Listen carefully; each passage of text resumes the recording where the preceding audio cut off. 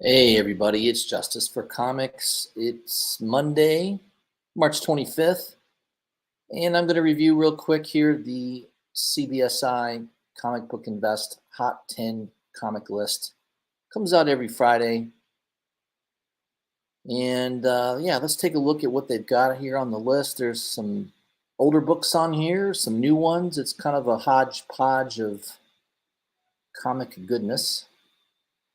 Some of these books I think deserve to be on the list. Some of them maybe not so much, but that's kind of what you get normally anyways. So we're going to start off with our normal honorable mentions. Sun Girl #1. I guess a 6.5 just sold for $3,000. Now this was an old book, obviously, even before Marvel Comics. This was timely. Stan Lee was the writer on this. Early days of Stan Lee, before Spider-Man and all that good stuff. Says here there was a whole run of these Sun Girl books that sold this week at auction. It's good to see interest in these classic Golden Age books. Yeah, 6.5 is a pretty high grade for a book from the early 60s, late 50s. Another one is a book that I have in my collection, so of course I always like seeing that being highlighted. Something is Killing the Children, issue number 6. This is the 1 in 25 Frizzen cover. It's probably one of the more rare Frizzen covers. I don't know how many of them are out there, but probably not in the hundreds. Probably less. My guess is less than 100 of these in existence. And then of that 100 or so or less, probably even fewer are in 9.8 grade. So here it says, Peter says, I considered holding this one for the variant heat check this week, but decided the $1,700 sale this week was notable enough. This is not near the all-time high of $2,750 from back during the pandemic, but this is well above the seesaw price of the last 2 years. I'll attest to that. I bought one of these for less than $1,000 last year. My timing was very good on this book. It says the last sales in 9.8 was 900 in January, and that is where it's been bouncing around between 900 and 1,200 for the past 24 months or so. So this surge sale is worth noting as a $1,700 accepted best offer on a $1,749 asking price. Yeah, this is just a book. If you like the series and you're a collector of Jenny Frison covers, I would definitely say that this is one of those Grail covers.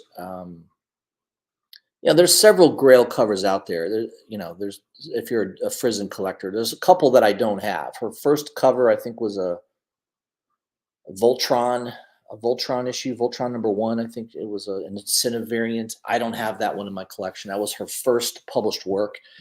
Of course, it's not as great of a cover as what she's been doing lately.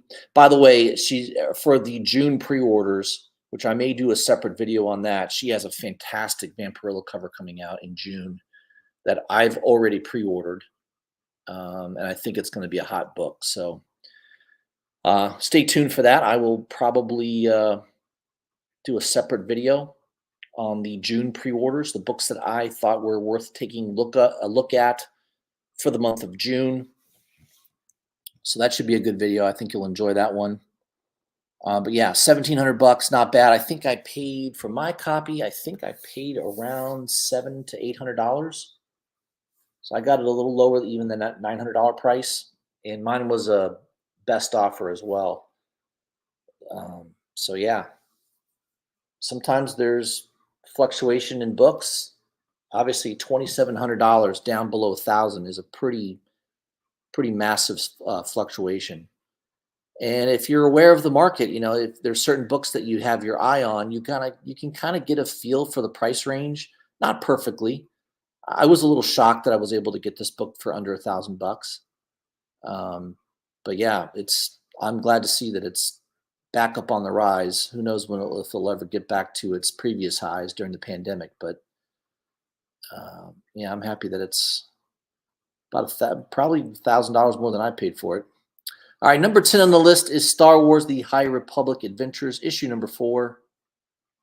Kind of a cool cover here by Joe Mi Jiang. Giong. I don't know. I probably butchered that last name. It's a cool cover though. I like the art on it. I'm gonna have to check out this artist. Go on their Instagram page, see what other covers they have coming out. They could be one of those. It's not an artist I've ever heard of before. It doesn't mean they haven't been around. I just haven't really noticed. There's so many cover artists out there these days. But this one's selling between $10 and $15, so pretty affordable. In the past few days, and I guess that's the A cover. And there's also a B cover. And it says, time will tell if the cover B can surpass A, but folks seem genuinely interested in Star Wars again, which is always exciting. They've always been excited. They've always been interested in Star Wars. I don't know why people say again. It's, the trailer just came out for the Star Wars Acolyte. I don't know if it's going to be good or not. There's a lot of people that are real critical of the trailer. I'm sure there'll be, lately, I think what it is with Star Wars, I'm a big Star Wars fan. I think I've said it many times. The first movie I watched as a young child, one of my earliest memories in my life was sitting in a movie theater at the tender age of 5 years old, watching the original Star Wars: A New Hope and being riveted by it. And I have some memory of it, but my parents really were like, "Oh yeah, you sat there the whole time, transfixed on the movie." So, I've been a fan of Star Wars ever since, and I think people from my generation have just a strong affinity towards Star Wars that we kind of overlook a lot of the bad writing that sometimes happens in the recent movies, or some of these Disney Plus series that haven't been the greatest. But I always find that there's moments within a movie that, even if overall it's certainly not as good as some of the old ones that we remember, and that has more to do with nostalgia. But also, I think there's moments that we really like in all these movies, and that's kind of what I want to focus on. Instead of just focusing on the negative, I want to focus on the positive. I've always been a big fan of Star Wars. I've got a lot of Star Wars comic books in my collection. Obviously, I want people to continue to be interested in Star Wars. It's a win-win scenario. So I'm glad to see this book is on the list. Number 9 is I Heart Skull Crusher #1. It's a cool cover. This is an anime type cover. I almost bought this. I saw it on Graham Crackers, I think, for $20. I think it's a 1 in 25 variant, if I'm not mistaken. I guess it hit as high as $36 on an auction. The problem is it is a Boom Studios production, so it might likely show up on their website. I've been burned many times by buying incentive books, and then all of a sudden see it on Boom Studios' own website for either a lower price or 50 copies for sale, which just I think one of the worst examples was a book called Ghost Lord #1. Pre-order, it was impossible to find. Right out of the gate, it was a $75, $80, $100 book. It was a 1 in 25 book. Oh no, it was a 1 in 50 rather, a 1 in 50 ratio. And pre-order, almost impossible to find. The week it came out, very difficult to find. There are people paying $100 for that copy. And then all of a sudden, Boom Studios drops 50 copies on their website. So, of course, it devalued that book tremendously. I still don't think it's recovered. I still think it's a $50 book. So that's the problem with Boom Studios. Be very, very, very careful of buying anything incentive from Boom Studios. They're not to be trusted. They're not a reputable comic book publisher, in my opinion. That's my opinion. That's been my experience in dealing with them. So just be very, very careful picking up a Boom Studios incentive. Number 8 is Uncanny X-Men #168. Classic Chris Claremont writing, Paul Smith doing the art, or at least the cover art. I don't know if he does the interior. It's the first appearance of Madeline Pryor, who, of course, ends up becoming the Goblin Queen in the Spider Universe. So an important character, definitely a good book to have. I believe I have one of these in my collection. I've got a big run of Uncanny X-Men, I think like from issue 100 all the way through 200, most of those issues. So yeah, this is a good one to have in the collection. I'm glad to see it's doing well. This was a $3 book that's now $30. So 9/8 hitting 240 bucks. Obviously, anything high grade from the 1980s is getting more and more hard to find. So it makes a lot of sense buying multiple copies of this book and seeing about getting a 9/8 grade. I think that's a pretty good incentive to do that. Number 7 is Thrawn Alliances. Number 3, this is the 1 in 25 cover by Declan Shelby. I think that's how you say his name. Declan, I think it is. Yeah, I don't like the cover. I kind of agree with Peter here. Not my favorite cover, but it is a Star Wars incentive that tends to be tough to find. This Thrawn Alliances miniseries has been well received so far. I've read the first 3 issues. I've been impressed by it. I just don't like the cover myself, so I did not pre-order this cover. I think I just picked up the Raza and the A cover. But hey, it's moving, so that's good. Hitting a high of $45. Number 6 on the list is Web of Spider-Man number 1.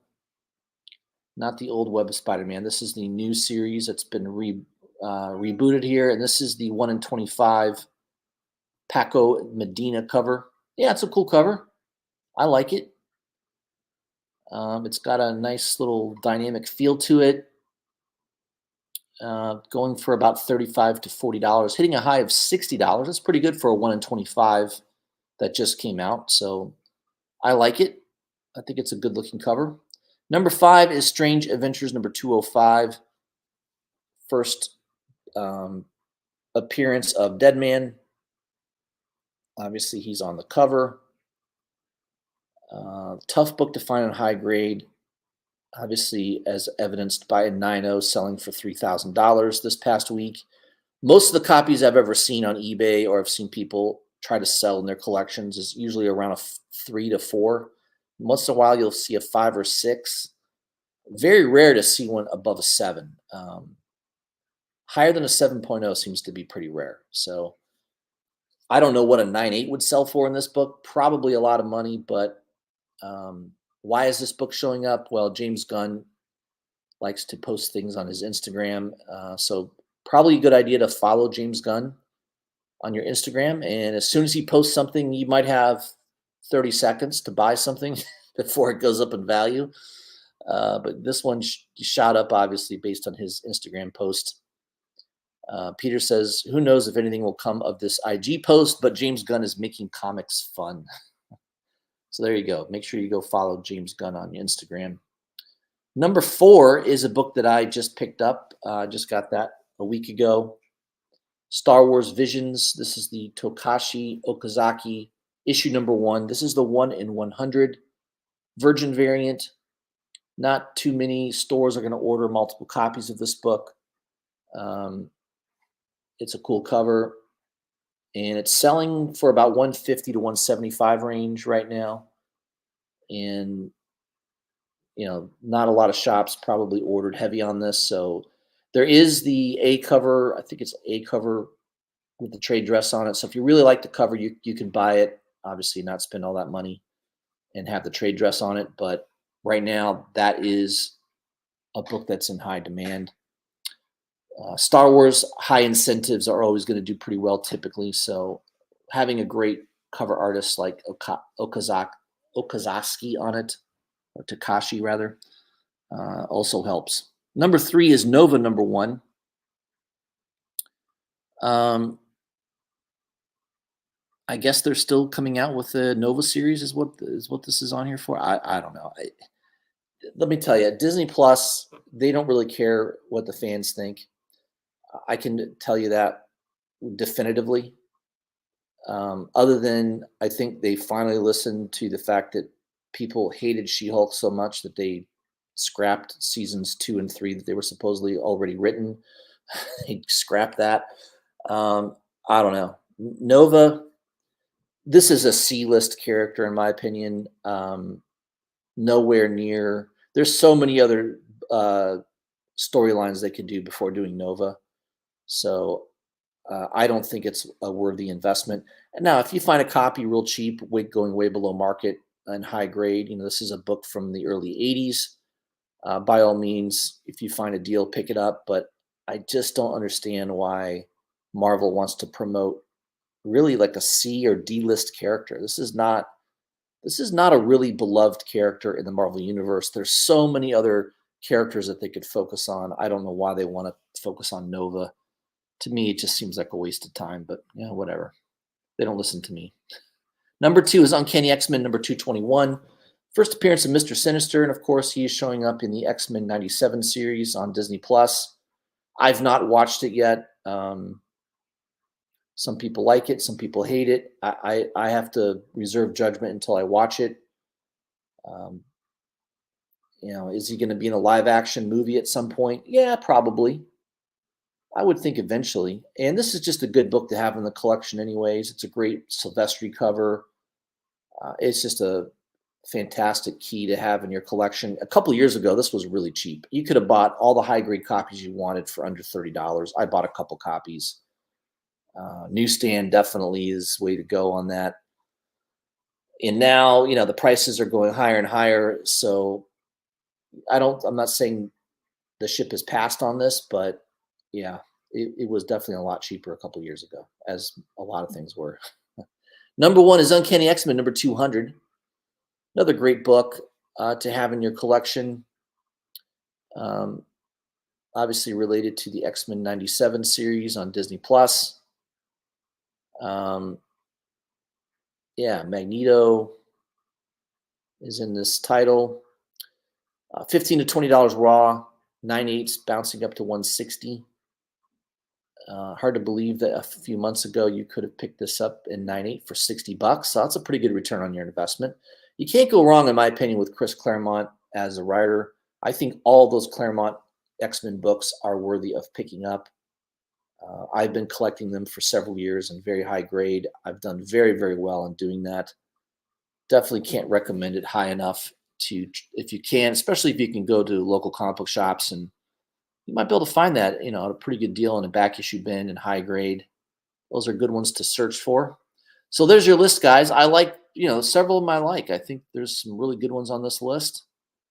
There's always a couple on here that I don't think really belong on there. Thrawn number 3, I don't really think that needs to be on there. I Heart Skull Crusher, again, Boom Studios book. Yeah, it's a cool cover, but again, it's Boom Studios, so I would probably avoid it. And of course, I love the Star Wars Takashi cover. So there you go. There's your list, your Hot 20 list. I hope that helps. I gave you a little insight. We'll see about doing another Hot 10 list. I might do the cover price list later this week if I get some time. Obviously, Wednesday I'll be doing the new Comic Book Day review. Kind of go over that with you and see if there's some books that are worth trying to look for before next Wednesday, if you can get it on pre-order, or talk to your local comic book shop. So I'll kind of have that outlined for you. Hope everyone's having a great start to the week, and I will see you guys soon. See you on Wednesday.